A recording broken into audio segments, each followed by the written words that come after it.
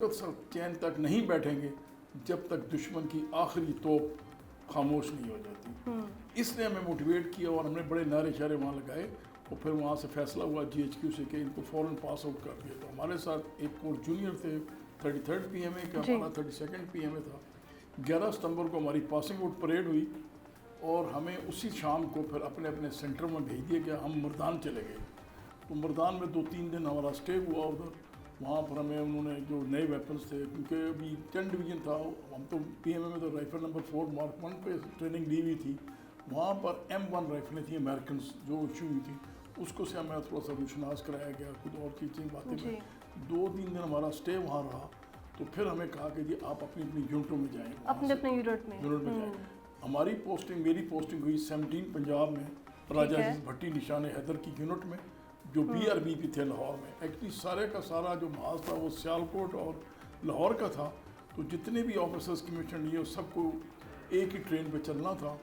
تو ہمیں جو موومنٹ آرڈر تھا، میں آپ کو ایک بڑی اچھی سیدھا بات بتاؤں گا کہ ہمارے تھے چیف انسٹرکٹر کرنل لودھی صاحب، 2nd ورلڈ وار میں انہوں نے کمیشن لیا ہوا، 2nd ورلڈ وار میں لڑے تھے. انہوں نے ہمیں کہا کہ جی بیٹے آپ سب لوگوں نے خیبر میل پہ جانا ہے اور خیبر میل پہ لاہور پہنچنا ہے. تو اس کے وارنٹ انہوں نے کہا کوارٹر ماسٹر کو دے دیں اور ان کو یہ کہا کہ موومنٹ آرڈر اگلے دن کا دیں اور ان بچوں کو آج جانے دیں. اس پہ کوارٹر ماسٹر صاحب نے بات کی کہ سر یہ تو اگر کوئی لڑکے ینگسٹر ہیں سارے کو آگے پیچھے نہ پہنچا تو میرا تو بڑا مشکل ہو جائے گا میرے لیے.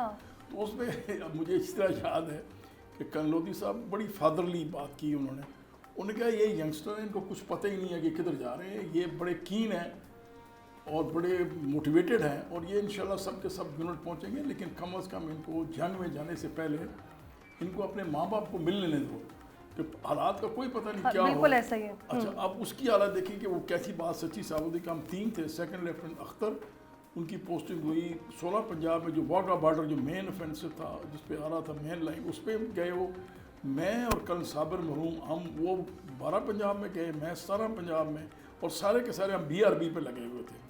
ہمارا برقی سیکٹر تھا اور ایک ہی بریگیڈ تھا جس میں 12 پنجاب اور 17 پنجاب تھی. میں 17 پنجاب میں گیا، وہ 12 پنجاب میں. ٹھیک ہے. اب کتنی کی ستم ظریفی دیکھیے کہ 21-22 کی رات کو وہاں واگا سیکٹر میں 16 پنجاب پہ بڑا شدید قسم کا انڈین حملہ آیا اور اس میں اختر صاحب شہید ہو گئے. وہ 2nd لیفٹیننٹ اختر شہید ہو گئے. اب یہ دیکھیں کہ یہ رات کے پہر کی بات ہے، 21-22 رات کی. ٹھیک ہے. یہ بھارت ہمیشہ ہی بزدلانہ حملے کرتا رہا ہے، اپنی بزدلی کا مظاہرہ کرتا ہے. بتا دوں کہ یہ بات اب ہوا یہ کہ مردان سے ہم نے ویگن لی اور تینوں دوست ہم اس ویگن میں بیٹھ گئے.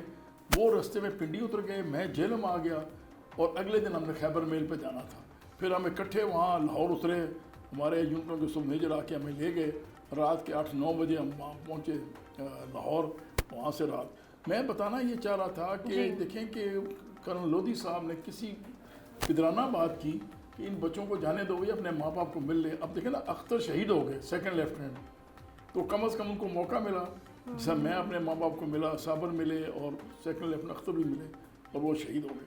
تو جو اسپرٹ تھی وہ خیبر میل کے اندر بھی زیادہ تھی. میرے والد صاحب کیونکہ ریٹائرڈ فوجی افسر تھے، میجر تھے، وہ مجھے صبح ہی لے کے ریلوے اسٹیشن پر آ گئے. جب ان کو بتایا مجھے تیار شیار کر کے میرا ویپن شیپن سارا انہوں نے تیار شیار کیا اور مجھے کہا کیونکہ ہمیں وہ ریلوے اسٹیشن پہ جب پہنچے تو اس نے کہا اسٹیشن ماسٹر نے کہا میجر صاحب آپ اتنی جلدی آ گئے، ٹرین تو آج کل ہوائی حملے کی وجہ سے بڑی لیٹ ہے، وہ تو 2-2:30 بجے پہنچے گی، تو آپ چلے جائیں دوبارہ آ جائیں. میرے والد صاحب نے کہا کہ نہیں، فوجی آدمی تھے، میجر تھے فوج میں، انہوں نے کمیشن لیا ہوتا 41-42 میں.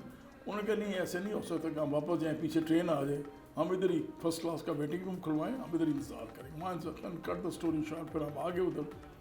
تو میں 2 دن راجہ عزیز بھٹی صاحب کے شہید ہونے کے بعد یونٹ میں پہنچا.